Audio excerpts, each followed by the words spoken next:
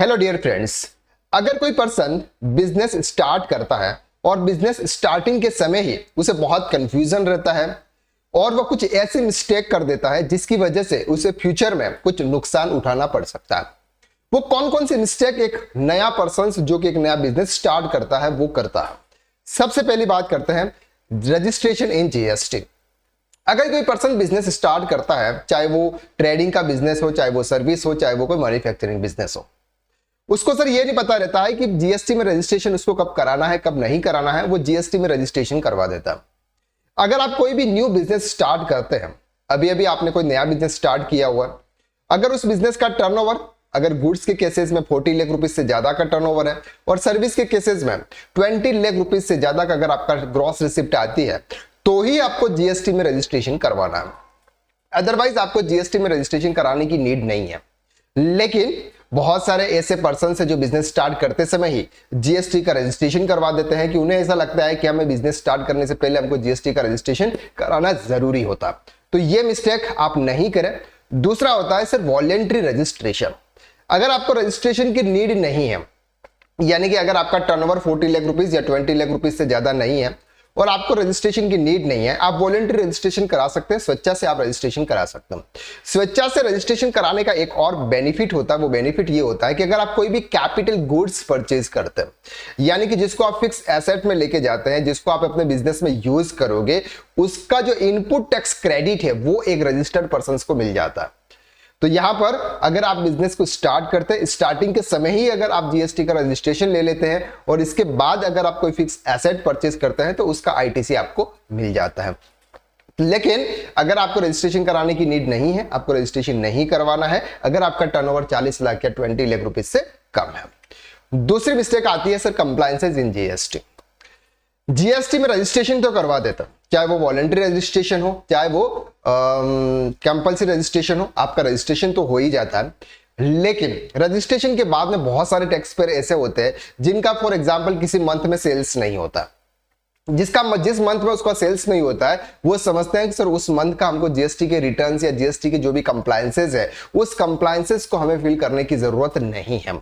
लेकिन ऐसा नहीं है। अगर आपने जीएसटी में रजिस्ट्रेशन करवा दिया है तो आपको एवरी मंथ, अगर आपने every monthly return filing option choose किया हुआ है या फिर अगर आपने IFF QRMP scheme option choose किया हुआ है तो आपको क्वार्टरली रिटर्न्स आपको फाइल करना है, चाहे आपका टर्नओवर हो रहा है या फिर नहीं हो रहा है। अगर नहीं हो रहा है तो आपको नील रेटेड रिटर्न फाइल करना है, अगर हो रहा है तो आपको वैल्यू एंटर करके आपको रिटर्न फाइल करना है। तो ये जो सभी कंप्लायंसेस होते हैं ना, ये सभी कंप्लायंसेस आपको टाइम टू टाइम फॉलो करने होते हैं। अदरवाइज अगर आप कंप्लायंसेस फॉलो नहीं करेंगे, आपका जो जीएसटी नंबर है वो कैंसिल हो जाएगा और जीएसटी नंबर कैंसिल हो जाएगा तो आप फिर वो बिजनेस नहीं कर पाएंगे। बिजनेस को आपको या तो बंद करना पड़ेगा या फिर बहुत सारे अलग प्रोसीजर्स है। तो इसके लिए आपको क्या करना है, अगर आप जीएसटी में रजिस्ट्रेशन करवाते हैं तो प्रॉपर तरीके से आप इसके कंप्लायंसेस को फॉलो करें। इसके बाद आता है कंपनी फॉर्मेशन। बहुत सारे पर्सन सोचते हैं सर ऐसा कि अगर हम कंपनी में रजिस्ट्रेशन करवा देंगे तो सामने वाले को ट्रस्ट हो जाएगा कि नहीं सर हम एक वैलिड एंटिटी है। नॉर्मली इंडिविजुअल के ऊपर ज्यादा कोई इतना बिलीव नहीं करता है कि सर सोल प्रोप्राइटरशिप फर्म, इसलिए लोग क्या करते हैं सर कंपनी फॉर्मेशन करते हैं, यानी कि प्राइवेट लिमिटेड बना लेते हैं या फिर सिंगल पर्सन कंपनी का भी ऑप्शन है कंपनीज एक्ट 2013 के अंदर, तो उसके अंदर भी रजिस्ट्रेशन करा लेते हैं। लेकिन जब आप कंपनी इन्फॉर्मेशन यानी कंपनी फॉर्मेशन कराते हो, कंपनी में रजिस्ट्रेशन कराते हो, उस समय आपको यह ध्यान रखना है कि कंपनी फॉर्मेशन की क्लास आपको से बहुत सारे कंप्लायंसेस फॉलो करने होते हैं। कंपनी और एक सोल प्रोप्राइटरशिप में बहुत रात दिन का अंतर होता है। सोल प्रोप्राइटरशिप में आपको सिर्फ जीएसटी में रजिस्टर्ड हो तो जीएसटी का ध्यान रखना है, लेकिन कंपनी के अंदर आपको कंपनीज एक्ट का ध्यान रखना है। कंपनी में अगर आप है तो जीएसटी रजिस्ट्रेशन किया तो जीएसटी में रजिस्ट्रेशन का ध्यान रखना है। आपको किसी भी पर्सन का अगर आपने पेमेंट किया तो उसका आपको टीडीएस डिडक्ट करना है, पीएपीएसआईसी के rules and regulation, ROC filing और बहुत सारे ऐसे कंप्लायंस है। डायरेक्टरशिप उसको अगर सर्विस दे रहा है तो ऐसे केसेस में, यानी कि बहुत सारे कंप्लायंसेस है। स्टेटरी ऑडिट होती है, कंपल्सरी ऑडिट होती है उनकी, तो किसी चार्टर्ड अकाउंटेंट को भी आपको हायर करना होता है, कंपनी सेक्रेटरी को हायर करना होता है, यानी कि बहुत ही लंबा प्रोसीजर है। तो ऐसे बिलीव ना बनाए कि अगर आपके ऊपर कोई भरोसा नहीं कर रहा है या फिर अगर आप ऐसा सोच रहे हो कि भरोसा करें लोग इसलिए आप कंपनी इन्फॉर्मेशन कराते हैं, तो यहां पर आपको ध्यान रखना है बहुत सारे कंप्लायंसेस आपको फॉलो करने पड़ सकते हैं। नेक्स्ट आता है sir bank accounts manage. Sir आप बिजनेस तो स्टार्ट कर लेते हैं, बिजनेस स्टार्ट करने के बाद आप अपने बैंक अकाउंट को सही तरह से मैनेज नहीं करते।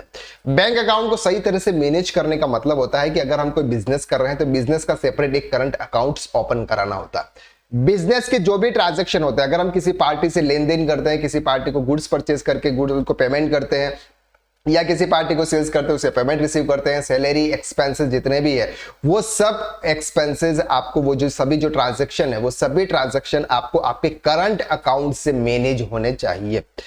अगर आप आधा पेमेंट सर सेविंग अकाउंट से कर रहे हैं, आधा पेमेंट आप करंट अकाउंट से कर रहे हैं, तो दोनों अकाउंट्स आपके इन्वॉल्व हो रहे हैं, तो आपको यहाँ पर दोनों अकाउंट्स फिर आपको टैली के अंदर या फिर जो भी आप अकाउंट्स मेंटेन कर रहे हैं उसमें आपको मैनेज करने पड़ेंगे।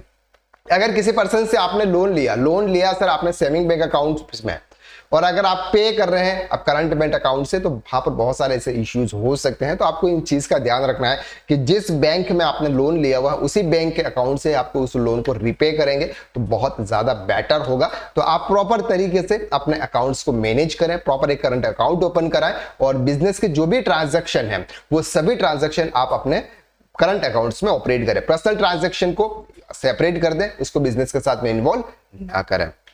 एंड लास्ट है sir income tax compliances. Normally हर कोई पर्सन से बिजनेस करता है, जिसने नया नया बिजनेस स्टार्ट किया हुआ है वो सोचता है सर मेरा टर्नओवर इतना था नहीं, मेरी इनकम तो इतनी थी नहीं, अब मुझे इनकम टैक्स रिटर्न फाइल करने की नीड नहीं है, या फिर भूल जाता। लेकिन अगर आप बिजनेस करते हैं, बिजनेस में भी अगर आप जीएसटी में रजिस्ट्रेशन आपने करवा लिया है, चाहे वो वॉलंटरी हो या फिर कंपल्सरी हो, आपको income tax return compulsory file करना है।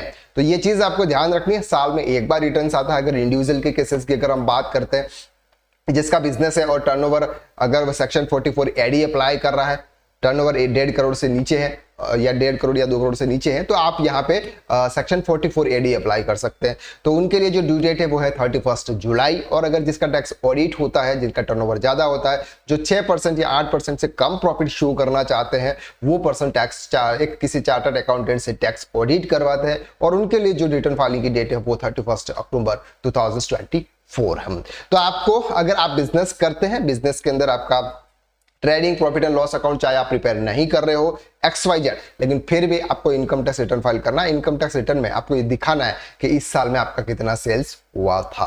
तो ये 5 बहुत बड़ी मिस्टेक है जो एक छोटा सा एम्प्लॉय यानी कि पर्सन सेल्फ एम्प्लॉयड जो होता है वो ये मिस्टेक करता है। अगर आप भी ऐसे बिजनेस से जुड़े हुए हैं तो ये मिस्टेक आपको नहीं करनी है। अगर ये मिस्टेक आप नहीं करेंगे तो आने वाले टाइम में आप एक फ्यूचर एंटरप्रेन्योर्स बन सकते हैं। तो आज के लिए बस इतना, नेक्स्ट क्लासेस में हम फिर मुलाकात करते हैं, तब तक के लिए थैंक यू सो मच।